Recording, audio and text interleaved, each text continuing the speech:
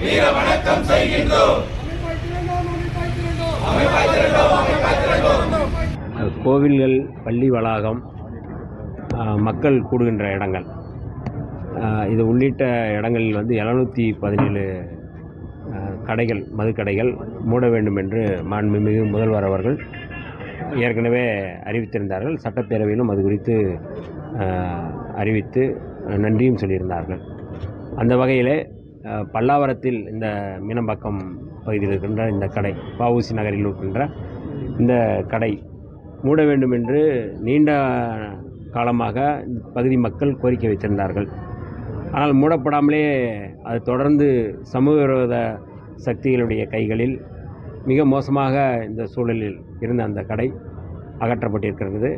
அகற்றப்பட்டதற்காக மாண்புமிகு முதல்வர் அவர்களுக்கும் மரியாதைக்குரிய மாண்புமிகு அமைச்சர் விக்னேஷ் அவர்களுக்கும் இந்த நேரத்தில் என்னுடைய நன்றியை தெரிவித்துக் கொள்கின்றேன்.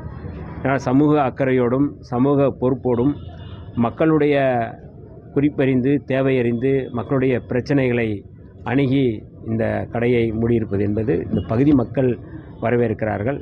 அந்த வகையில் இன்றைக்கு நம்முடைய சட்டமன்ற உறுப்பினர், பல்லாவரம் சட்டமன்ற உறுப்பினர் அவர்களோடு வந்து புரட்சியாளர் அம்பேத்கர் அவருடைய சிலைக்கு மாலை அணிவித்து இந்த மக்களுடைய இந்த வரவேற்பை நாங்கள் பெற்றிருக்கின்றோம்.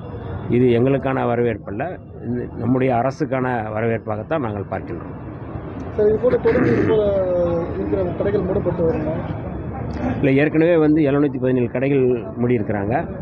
எங்கெங்கெல்லாம் மக்கள் கூடுகின்ற இடமா இருக்குது அல்லது கோவில் பகுதியாக இருக்குது என்பதை கண்டறிந்து அந்த மாதிரி இருக்குது அப்படின்னா, மக்கள் சொல்கிறாங்க அப்படின்னா, மாண்புமிகு சம்மந்தப்பட்ட அமைச்சர் அவர்களிடம் இது குறித்து எடுத்து சொல்லி எந்த இடங்களிலெல்லாம் அந்த மாதிரி பிரச்சனை இருக்குது அப்படிங்கிறத கண்டறிந்து மூடுவார்கள் அல்லது வேறு எங்காவது மாற்றி வைப்பார்கள். இப்போ குறிப்பாக நேற்றைக்கு கூட இது சம்பந்தமாக ஒரு 8 கடை நம்ம கொடுத்துருக்கோம் ஐயா, அமைச்சர் கொடுத்துருக்குறோம். மாற்றி அமைக்கிறதுக்கு இந்த ஏற்கனவே கொடுத்துருக்குறோம். இப்போ நான் கூட என்னுடைய தொகுதி திண்டிவனத்தில் கூட 2 கடைகள் மூட வேண்டும் என்று நேற்று கோரிக்கை வைத்திருந்தேன்.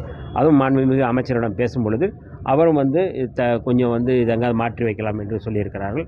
ஆகவே கட்டாயம் இப்போ சட்டமன்ற உறுப்பினர் அவர்கள் இதே தொகுதியில் 8 கடைகள் மாற்றி வைக்க வேண்டும் என்று கோரிக்கை வைத்திருக்கிறார்கள். இதையும் நாங்கள் சொல்லி மக்களுடைய வசதி, மக்களுடைய தேவைகள் தான் முக்கியம். அந்த வகையில் தான் இந்த கடைகளை மூடுவதற்கான வேலைகளை செய்து வருகிறோம். சார், பழவந்தாங்கல் ரயில் நிலையம் மாதிரியே ஒரு கடை இருக்குது. அதாவது பொதுமக்கள் அதிகமாக அந்த வழியை தான் யூஸ் பண்ணுறாங்க.